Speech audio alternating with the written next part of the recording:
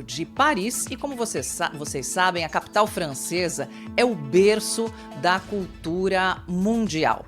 Centros de cultura de excelência, Museu do Louvre, Museu d'Orsay, Centro Pompidou, que é uma referência da intelectualidade, da cultura, da difusão de exposições de grandes artistas, de nomes da literatura para o mundo todo. E para você saber, o Pompidou agora vai fazer parte do Brasil.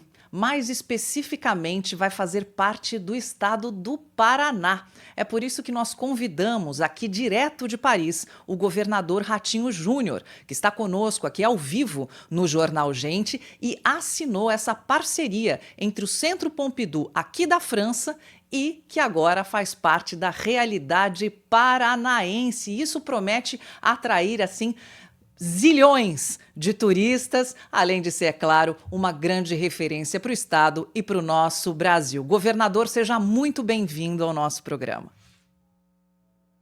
Bom dia, Sônia. Bom dia a Thaís, ao Cláudio Humberto, ao Guilherme, a todos que acompanham o programa Band News e a Rádio Bandeirantes. Um prazer estar falando aqui de Paris, né, num dia tão importante para o Paraná e importante para a cultura brasileira, né? Nós hoje finalizamos essa parceria, esse acordo, esse contrato, que foi 4 anos de negociações, né, com todo o comitê curador do Centro Pompidou aqui na França, e hoje nós finalizamos essa assinatura de contrato que, de fato, né, e oficialmente agora, o Centro Pompidou Paraná, que vai ser na cidade de Foz do Iguaçu, foi acordado através de contrato. Então, hoje foi apresentado também todo o projeto arquitetônico de como será o Centro Pompidou Paraná em Foz do Iguaçu, foi aprovado por essa curadoria, quer dizer, então, para a cultura brasileira, é um marco, é o primeiro museu internacional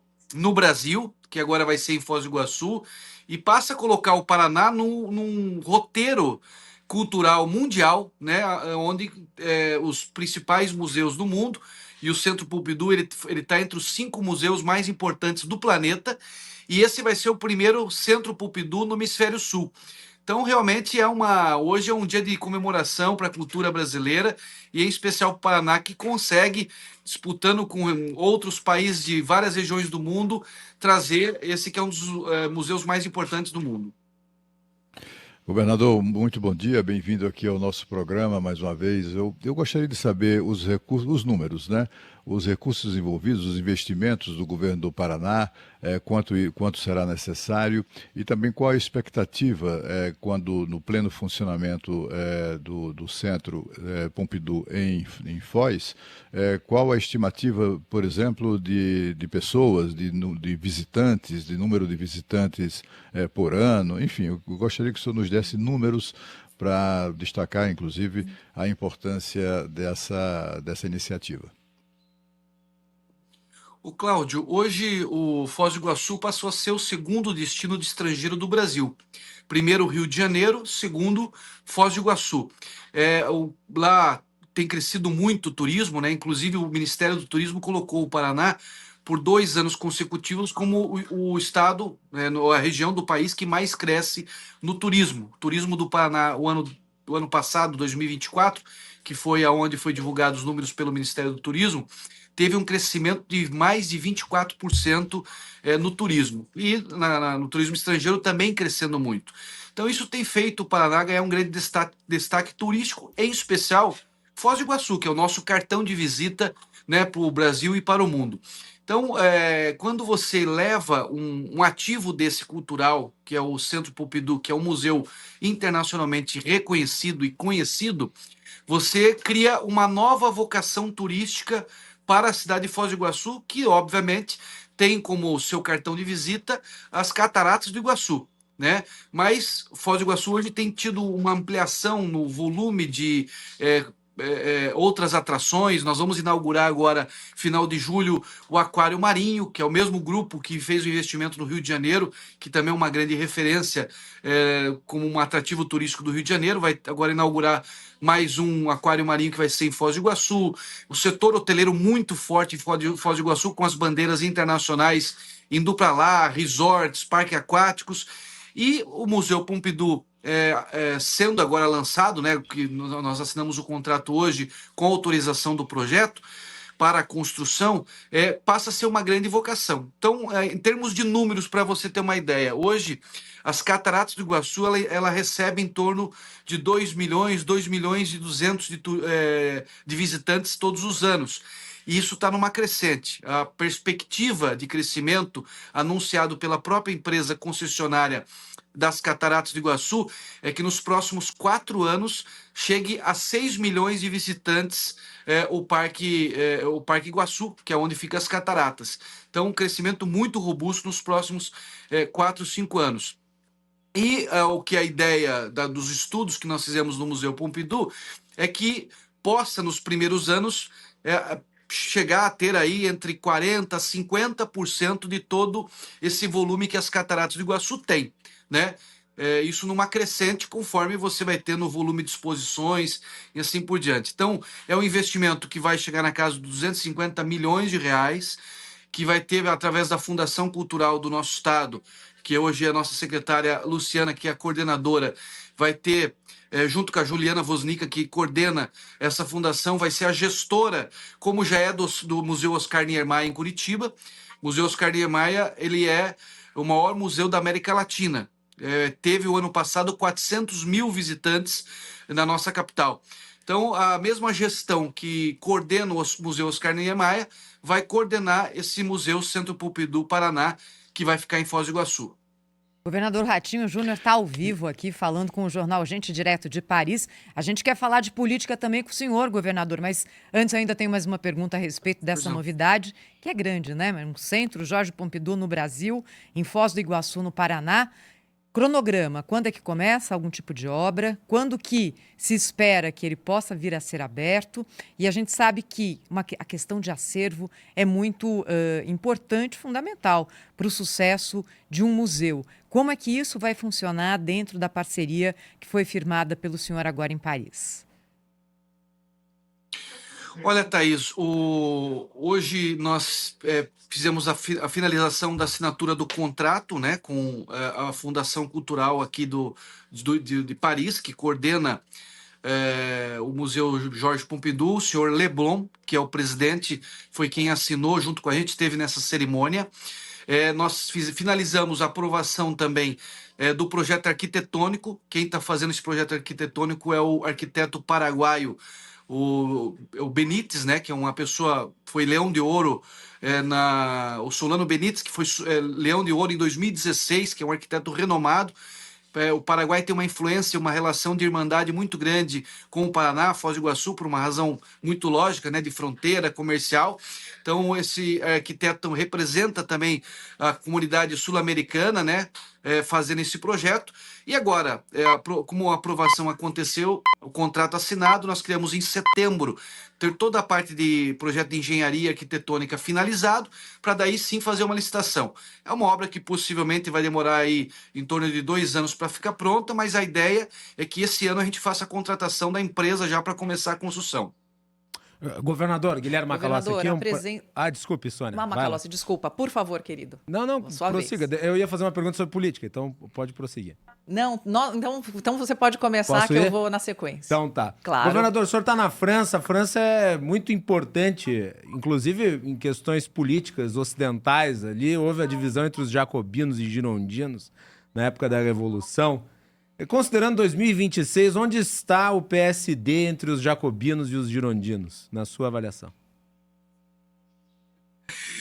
Olha, primeiro que a gente está comemorando aqui, né? Esse ato do Pompidou também tem uma importância diplomática para o Brasil, né? Porque se comemora esse ano 200 anos da relação Brasil-França.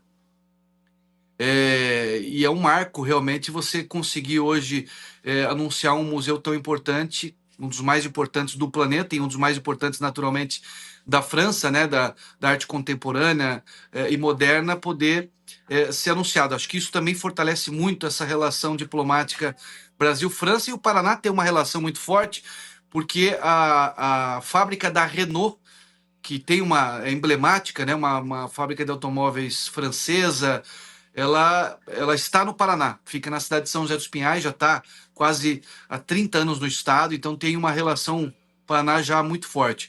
O PSD é um partido grande, né? Um partido que hoje passou a ser um dos maiores partidos do Brasil, os maiores em número de prefeitos, senadores, deputados.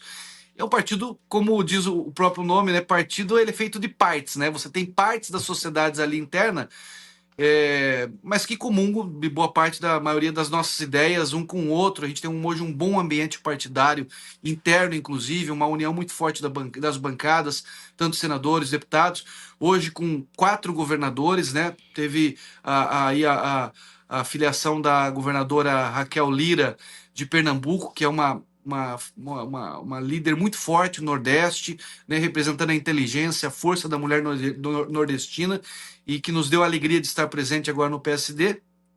E o Eduardo Leite, que é um grande governador também do Sul, né, que tem feito um grande trabalho no Rio Grande do Sul, assumiu o estado com muitas dificuldades financeiras, teve questão da catástrofe, e ele conseguiu mesmo assim fazer com que o Rio Grande do Sul voltasse a ser um protagonista importante do país. Além do Fábio Mitidieri, que é o governador de Sergipe.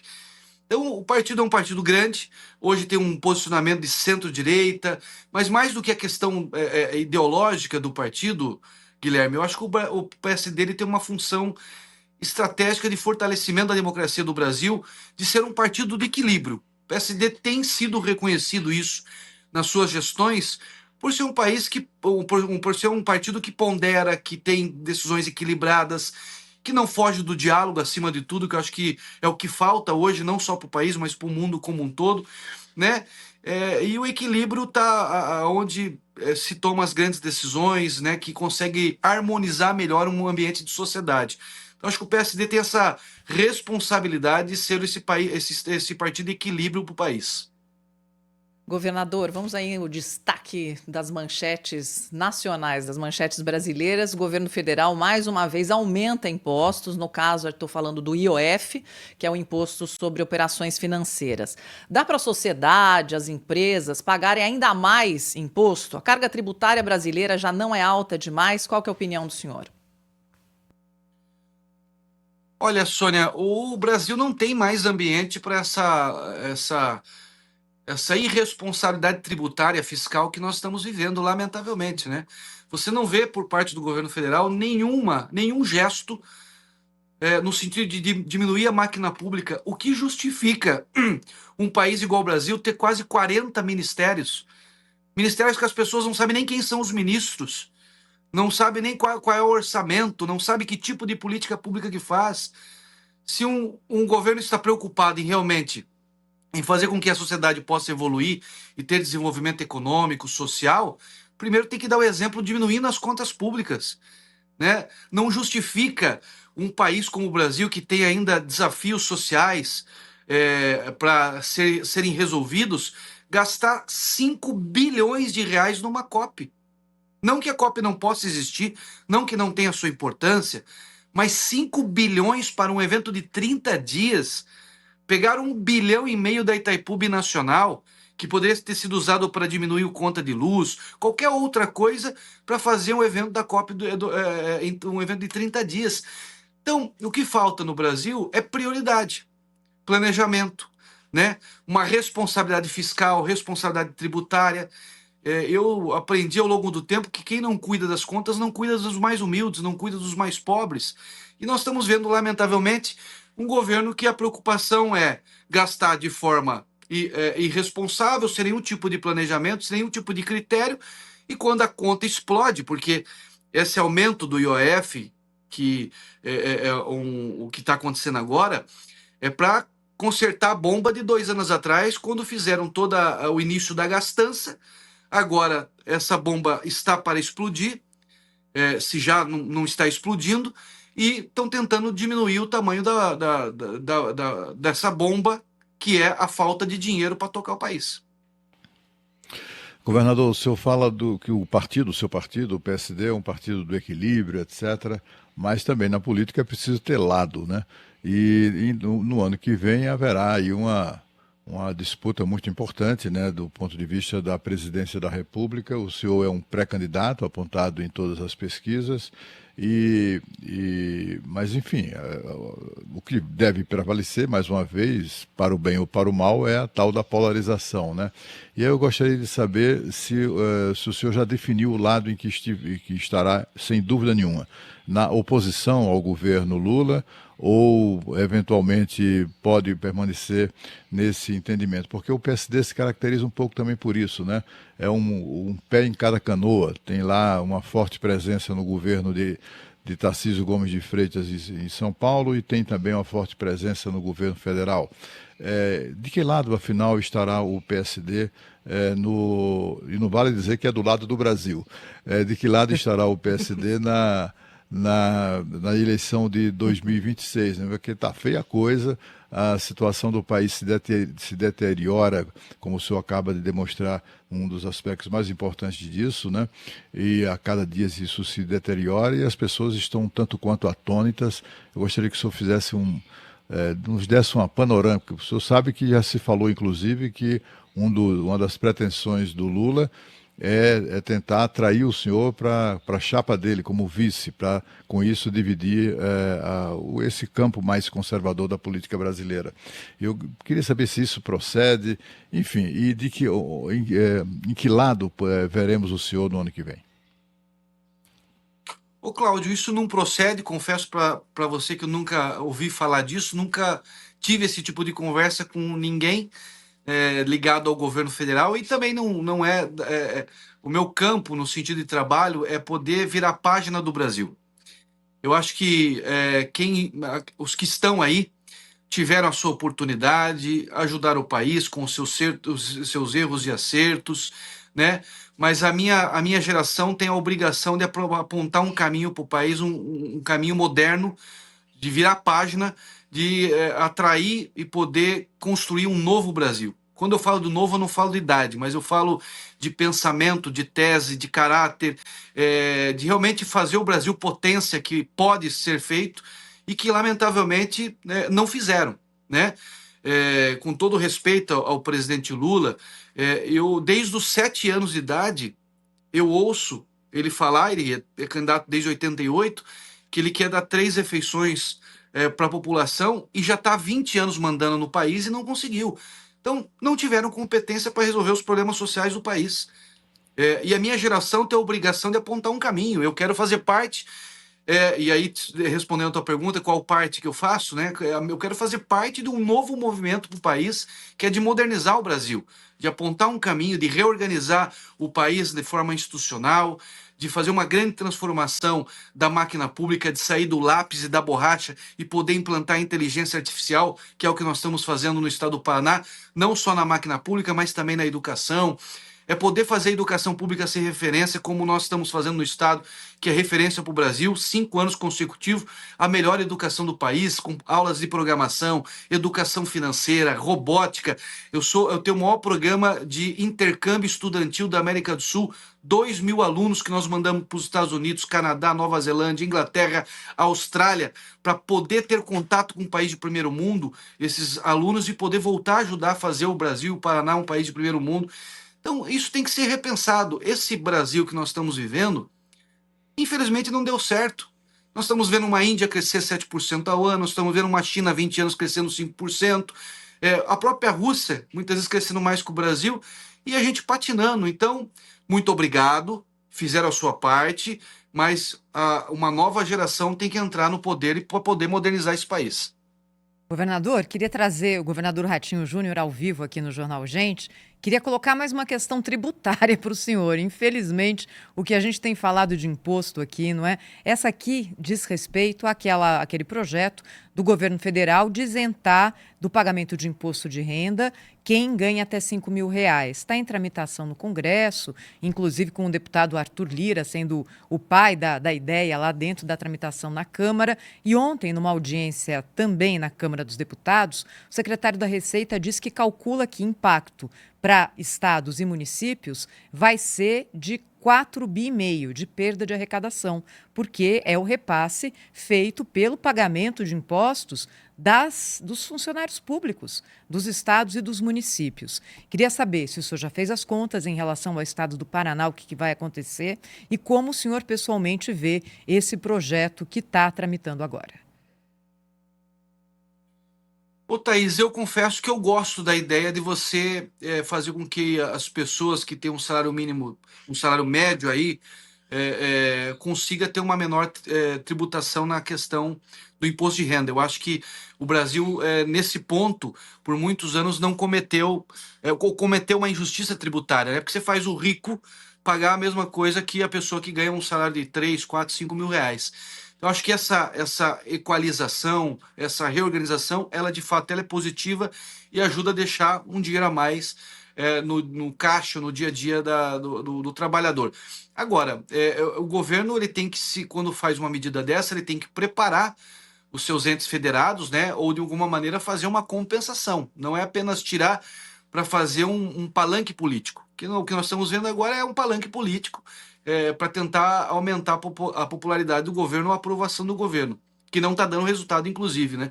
Mas, de certa forma, essa justiça tributária, eu acho que ela de fato é positiva. Agora, essas medidas têm que ter um planejamento para justamente você na ponta não prejudicar os municípios, em especial os municípios menores, que vivem do repasse do governo federal para sobreviver, para pagar suas contas, e lá na ponta ter um outro problema, que é não conseguir honrar os seus compromissos com os servidores. O Paraná hoje, Thaís, vive a melhor situação financeira e fiscal da sua história. Nós temos hoje a melhor situação financeira e fiscal, inclusive do Brasil. A maior poupança pública do país é do Paraná. O melhor caixa de previdência de servidores públicos hoje do país é do Paraná. Nós temos 12 bilhões aplicados para garantir esse ganho, né, essa remuneração dos servidores inativos do Estado. Então, hoje nós temos uma organização financeira que cada vez mais nós não estamos dependendo do governo federal, fruto daquilo que nós fizemos lá atrás. Diminuição da máquina pública, reorganização das carreiras dos servidores, né, acabando com mordomias. Então isso nos dá uma situação, um conforto, vamos dizer assim, financeiro. Claro que isso é igual unha, né? Custo você tem que estar cortando todos os dias, sempre, mas nos dá hoje uma capacidade financeira para não depender do governo federal. Governador, deixa eu aproveitar, ainda falando sobre política aqui, os principais governadores de oposição parecem todos bem articulados, com discurso afinado, até para a criação de uma alternativa para 2026. O senhor mesmo se colocou aqui como integrante de um campo novo que poderia surgir no cenário político brasileiro.